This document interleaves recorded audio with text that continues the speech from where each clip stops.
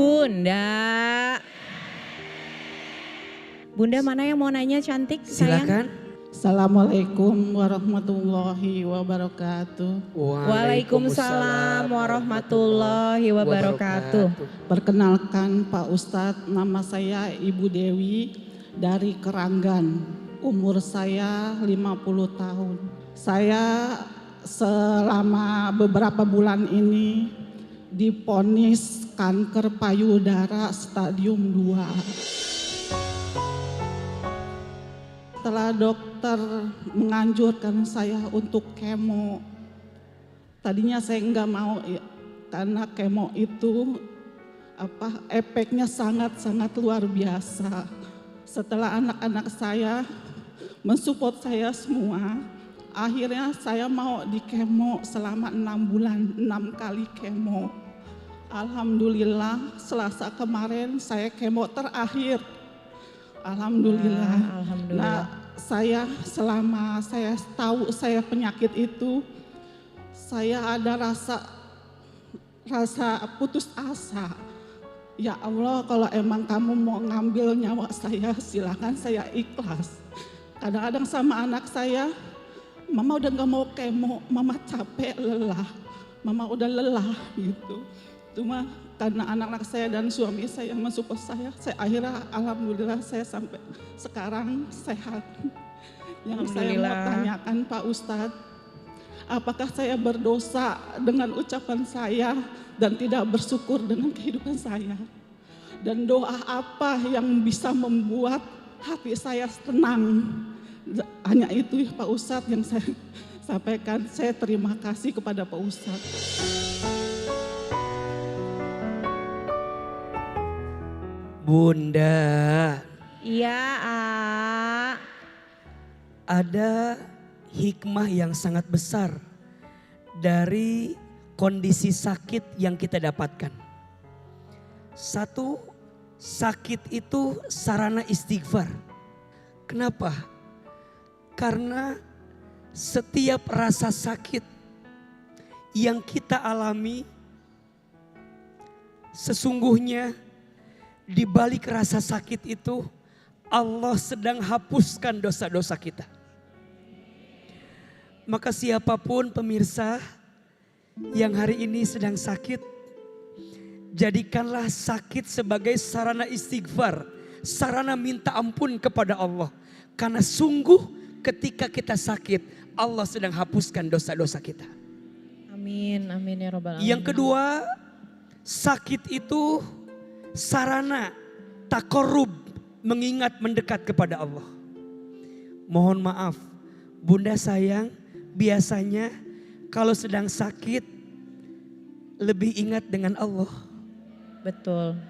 Daripada ketika sehat, betul? Iya. Sama Bunda biasanya kalau sedang punya masalah lebih dekat dengan Allah. Iya. Daripada lagi nggak ada masalah. Iya apa iya? Iya, Berarti dari rasa sakit itu ada kebaikan atau tidak? Dan yang ketiga, rasa sakit itu hikmahnya sarana untuk menghadirkan kebersamaan dengan keluarga. Dan kita jadi tahu mana keluarga yang sayang sama kita. Mana keluarga yang barangkali gak peduli dengan kita. Betul apa betul? betul. Seorang suami akan diuji rasa cintanya ketika seorang istri sedang sakit. Termasuk mohon maaf ya, kan ada fase-fase ujian suami ya biasanya saat istrinya mengandung. Ketika istrinya baru melahirkan, ketika istrinya sakit. Itu kan ujian, betul gak? Betul. Maka Bunda jadi tahu sayangnya keluarga sama kita. Bunda selamat, Allah berikan kesembuhan. Amin. Jaga diri baik-baik agar kemudian tidak datang lagi rasa sakit yang selanjutnya. Amin. Amin. Apa di antara doa yang bisa kita baca agar kita terjaga dari sesuatu yang bikin kita sakit? Di antara banyak amalan, mungkin Bunda boleh amalkan ya. Baca surat Al-Ikhlas, Al-Falaq, An-Nas, baca setiap malam sebelum tidur. Dibaca sebelum tidur dan setelah baca dengan izin Allah diusapkan ke seluruh bagian tubuh kita. Semoga jadi wasilah Allah menjaga kita dari setiap penyakit yang datang kepada tubuh kita. Amin ya rabbal alamin. Insya Allah. Akhirnya pas 2 minggu itu saya ngambil hasil kan, ternyata kan ganas kan, kanker payudara itu. Akhirnya saya lemes, akhirnya saya putus asa. Udah mama nggak mau kemo, mama nggak kuat.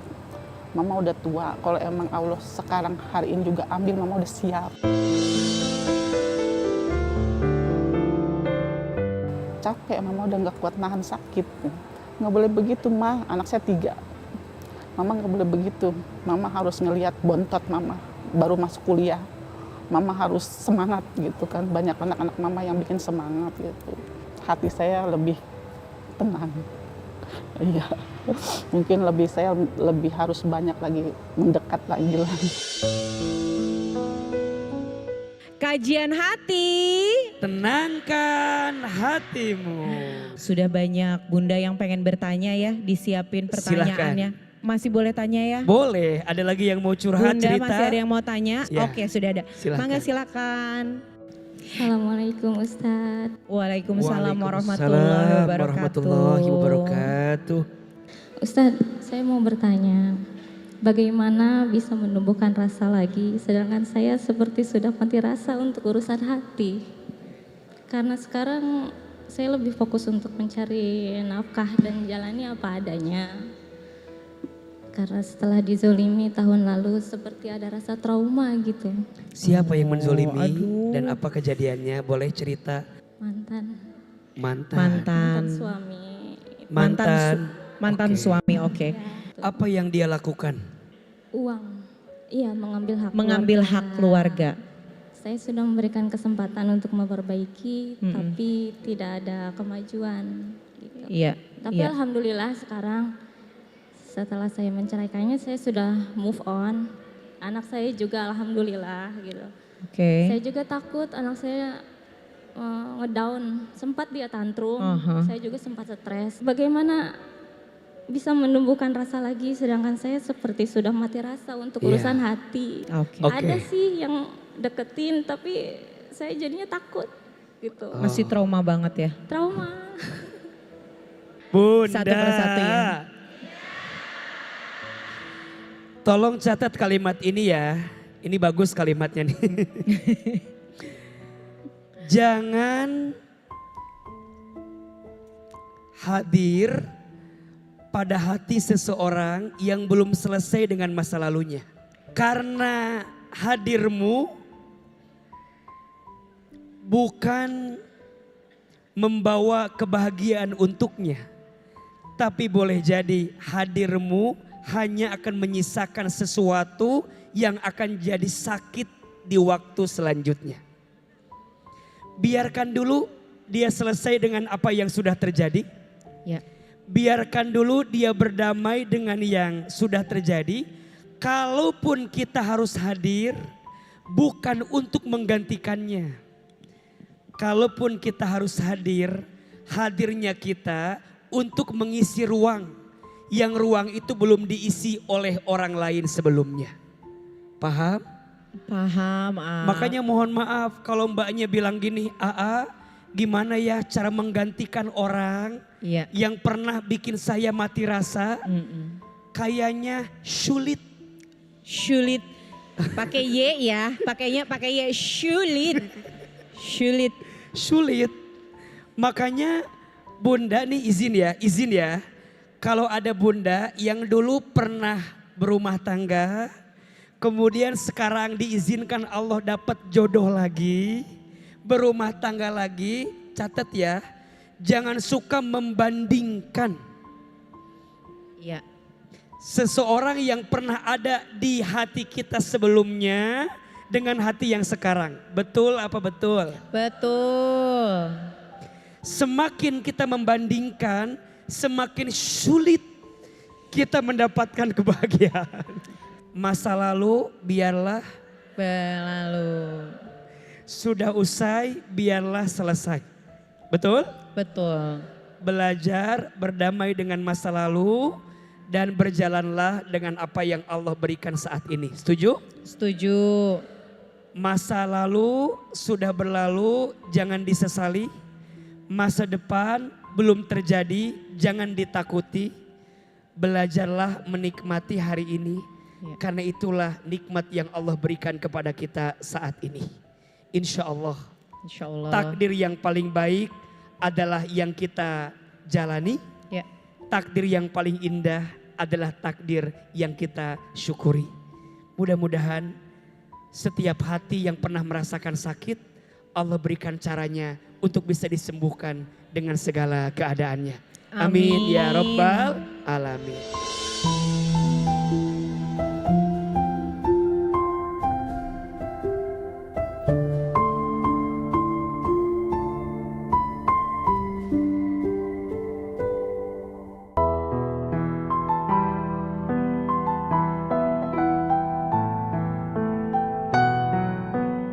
Bunda,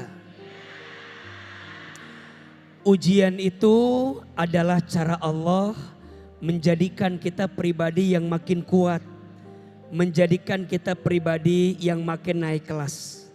Maka percayalah, dari setiap ujian yang kita dapatkan, jalani, nikmati, dan hadirkan jawaban terbaik dari setiap soal ujian tersebut.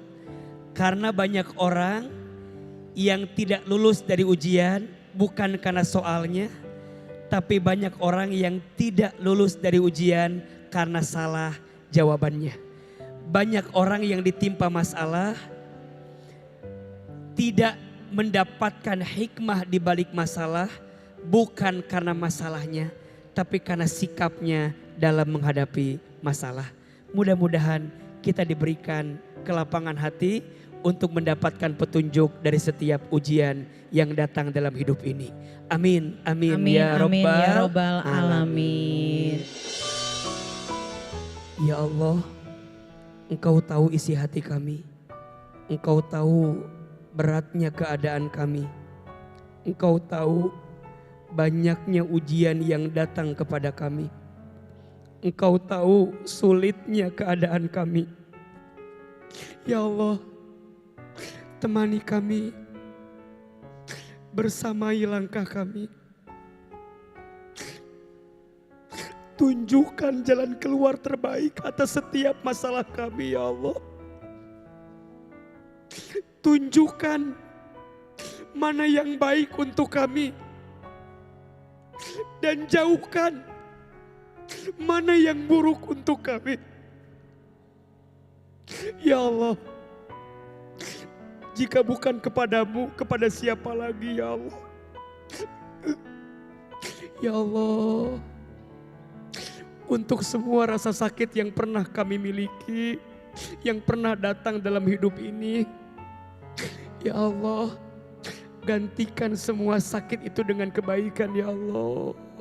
Rabbana atina fid dunya hasanah wa fil akhirati hasanah wa qina azabannar.